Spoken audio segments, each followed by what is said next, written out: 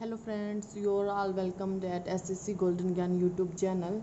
And today we are going to start some important and small topics like subject, predicate, object, complements, clause, phrase, linking verb, etc. etc. क्योंकि ये बहुत ही छोटे topic होते हैं लेकिन important बहुत ज़्यादा होते हैं। बहुत बार ऐसा होता है कि लोगों को ये तो पता होता है कि काम को करने वाला सब्जेक्ट होता है, लेकिन हर बार ऐसा नहीं होता है। ठीक है, काम को करने वाला ही हमेशा सब्जेक्ट नहीं होता है। और इन चीज़ों को हम अब डिटेल में डिस्कस करने वाले हैं। प्रेडिकेट क्या होता है, ऑब्जेक्ट किस तरह से काम करता है, कितने टाइप के ऑब्जेक्ट होते हैं, ताकि ये बातें जब हम अपना डिटेल में आगे ग्रामर के और टॉपिक करेंगे तो हमें बार बार ये सब बताने की ज़रूरत ना पड़े। तो सबसे पहले हम बात कर लेते हैं सब्जेक्ट की। सब्जेक्ट का मतलब होता है अ सब्जेक्ट इज समवन और something that we talked about, जिसके बारे में हम बात करते हैं। कहने का मतलब है दैट वी टॉक्ड अबाउट। ठीक है, जिसके बारे में हम बात करते हैं। अब जो हमारे सब्जेक्ट होते हैं वो क्या हो सकते हैं। ठीक है, कहने का मतलब है जिसके बारे में हमने बात की, वो कोई पर्सन भी हो सकता है। ठीक है, कोई पर्सन का मतलब कोई नाउन हो सकता है, कोई नाउन इक्विवेलेंट हो सकता है, कोई प्रोनाउन हो सकता है और कोई और भी ऑब्जेक्ट हो सकता है। ठीक है, तो बात कर लेते हैं कि जो सब्जेक्ट है उसको किस तरह से पहचाना जाता है और सब्जेक्ट हमारे क्या क्या हो सकते हैं। पहली बात तो ये है कि जो सब्जेक्ट है वो तो या तो नाउन होगा या कोई प्रोनाउन होगा। ठीक है, और कहने का मतलब है कि कोई हमारा नाउन इक्विवेलेंट भी हो सकता है, जैसे जो नाउन के तरह ही काम करता हो। ठीक है, वो नाउन इक्विवेलेंट्स होते हैं हमारे। जैसे अगर मैं एक सेंटेंस आपको बोलूँ, Kamal can speak many languages, here we are talk about Kamal. ठीक है, इसका मतलब जो कमल है वो यहाँ पे सब्जेक्ट है। अगर मैं ये एग्जांपल लिखूँ आपके सामने तो ये होगा Kamal can speak, Kamal can speak many languages, Kamal can speak many languages. तो यहाँ पे हम किसके बारे में बात कर रहे हैं, यहाँ पे हम बात कर रहे हैं कमल के बारे में। इसका मतलब जो कमल है वो यहाँ पे सब्जेक्ट है। अब इसी के साथ हम डिस्कस कर लेते हैं एक बड़ा ही इम्पोर्टेंट सा जो वर्ड है। ठीक है, अगर वैसे किसी के सामने इसको बोल दिया जाए तो पर्सन डर जाता है कि पता नहीं क्या डिस्कस करने लग गए। ठीक है, जो प्रेडिकेट होता है, प्रेडिकेट का मतलब होता है what we talk about the subject. हम सब्जेक्ट के बारे में क्या बात कर रहे हैं, जो बात हम सब्जेक्ट के बारे में कर रहे हैं वो हमारा प्रेडिकेट होता है। आप इसी एग्जाम्पल में देख लीजिए, हमने बात की किसके बारे में, कमल के बारे में। इसका मतलब जो कमल हमारा सब्जेक्ट है। Can speak many languages. ठीक है, मैंने अभी क्या कहा, what we talk about the subject, जो हम सब्जेक्ट के बारे में बात कर रहे हैं। इसका मतलब हमने कहा कैन स्पीक मैनी लैंग्वेजेस। ठीक है, तो ये हो गया हमारा प्रेडिकेट, क्योंकि हमने सब्जेक्ट के बारे में यही सब तो बोला है। ठीक है, ये होता है हमारा प्रेडिकेट। अब कहने का मतलब क्या है कि जो जैसे अगर मैं कहूँ कि जो प्रेडिकेट होता है, प्रेडिकेट की अपनी फाइनाइट वर्ब्स होती हैं। फाइनाइट वर्ब्स और नॉन फाइनाइट वर्ब्स अभी हम आगे डिटेल में डिस्कस करेंगे। जो फाइनाइट वर्ब्स होती हैं वो अपने, जैसे अभी हम जो अपने वर्ब यूज़ करते हैं, जो कुछ हेल्पिंग वर्ब होती हैं, कुछ मेन वर्ब होती हैं, लेकिन आगे हम कुछ नॉन फाइनाइट वर्ब्स भी डिस्कस करेंगे जिसमें इन्फिनेटिव होता है, जीरेंड होता है और हमारे कुछ पार्टिसिपल्स होते हैं। ठीक है, वो हम अपनी नेक्स्ट वीडियोस में डिस्कस कर लेंगे। तो अभी आपको बस इतना पता होना चाहिए कि जो प्रेडिकेट होता है उसके अंदर जो भी वर्ब यूज़ होती है वो हमारी फाइनाइट वर्ब होती है। और जितनी भी हम अपनी नॉर्मल इंग्लिश में जितनी भी वर्ब्स यूज़ करते हैं वो हमारी फाइनाइट ही होती हैं। जब वो वर्ब किसी नाउन, किसी एडजेक्टिव का काम करना शुरू कर देती हैं तो उस टाइम पे वो नॉन फाइनाइट वर्ब्स बन जाती हैं। ठीक है, उनके कुछ एक्स्ट्रा यूजेस भी उसमें इंक्लूड हो जाते हैं, तो वहाँ पे वो वर्ब नॉन फाइनाइट हो जाती हैं। लेकिन जब हम प्रेडिकेट की बात करें, जब हम सब्जेक्ट के बारे में कुछ बताने की बात करें, तो वहाँ पे हम जस्ट फाइनाइट वर्ब से यूज़ करते हैं। ठीक है, ये सब तो हो गया हमारा सब्जेक्ट और प्रेडिकेट के बारे में। अब जो नेक्स्ट हमारा पॉइंट आता है वो आता है किसी भी सेंटेंस के अंदर जो इम्पोर्टेंट होता है वो होता है हमारा ऑब्जेक्ट।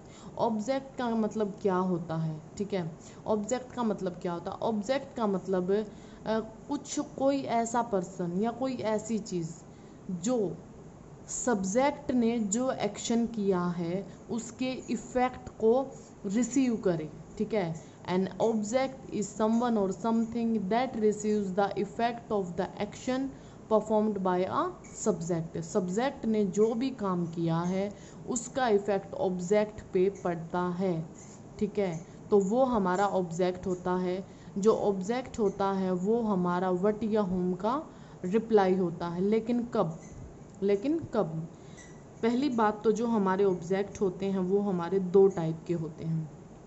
एक तो होते हैं हमारे डायरेक्ट ऑब्जेक्ट्स और एक होते हैं हमारे इनडायरेक्ट ऑब्जेक्ट।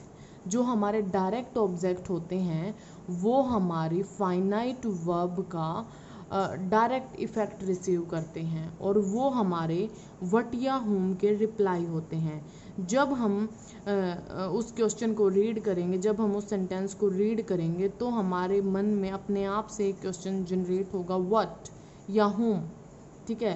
तो वो हमारे ऑब्जेक्ट होंगे, ठीक है। जैसे अगर आप इसी वाले एग्जांपल में बात करो, कमल कैन स्पीक मैनी लैंग्वेजेस, ठीक है। तो अगर मैं यहाँ पे बात करूँ कमल कैन स्पीक व्हाट क्या कर सकता है? कमल क्या स्पीक कर सकता है? Many languages. इसका मतलब ये क्या है? ऑब्जेक्ट। जब यहाँ पे कोई पर्सन होगा, जब सब्जेक्ट ने जो भी काम किया है उसका इफेक्ट किसी पर्सन पे आएगा तो वो हमारा रिप्लाई होगा हुम का। आई होप आपको ये बातें सभी अच्छे से समझ आ रही होंगी।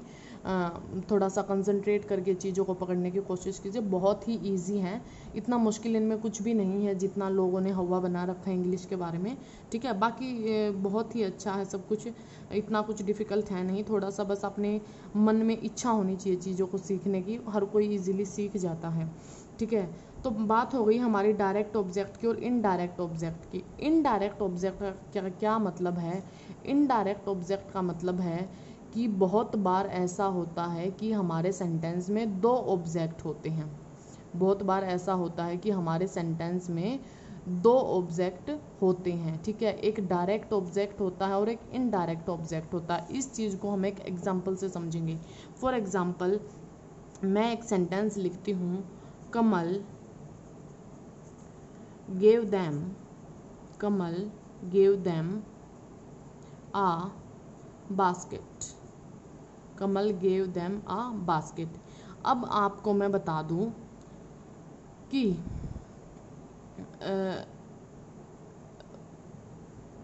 सॉरी, जो ये हमारा जो डायरेक्ट ऑब्जेक्ट होता है ये व्हाट का रिप्लाई होता है, ठीक है।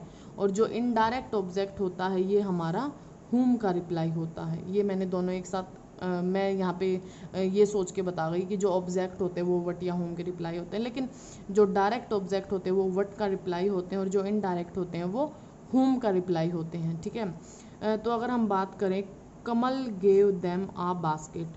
कमल गेव व्हाट का मतलब ये है व्हाट का रिप्लाई, ठीक है। इसका मतलब ये हो गया, जो आ बास्केट है ये हो गया हमारा direct object. Kamal gave a basket हुम, किसको दी?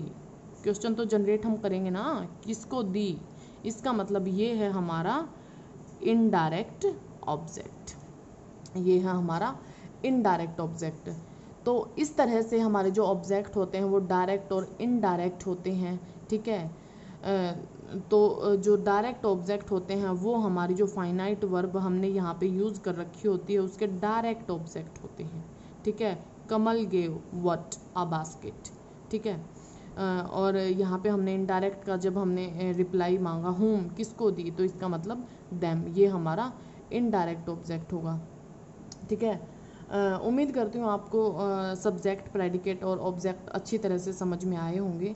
कुछ एग्जांपल्स अपने उठाना और उनको इसी तरह से व्हाट और हुम के रिप्लाई कर करके, और सब्जेक्ट जब आप ढूंढो तो अपने मन में सोचना व्हाट वी टॉक अबाउट, हम किसके बारे में बात कर रहे हैं। प्रेडिकेट ढूंढो तो अपने मन में सोचना कि मतलब हम सब्जेक्ट के बारे में क्या बात कर रहे हैं।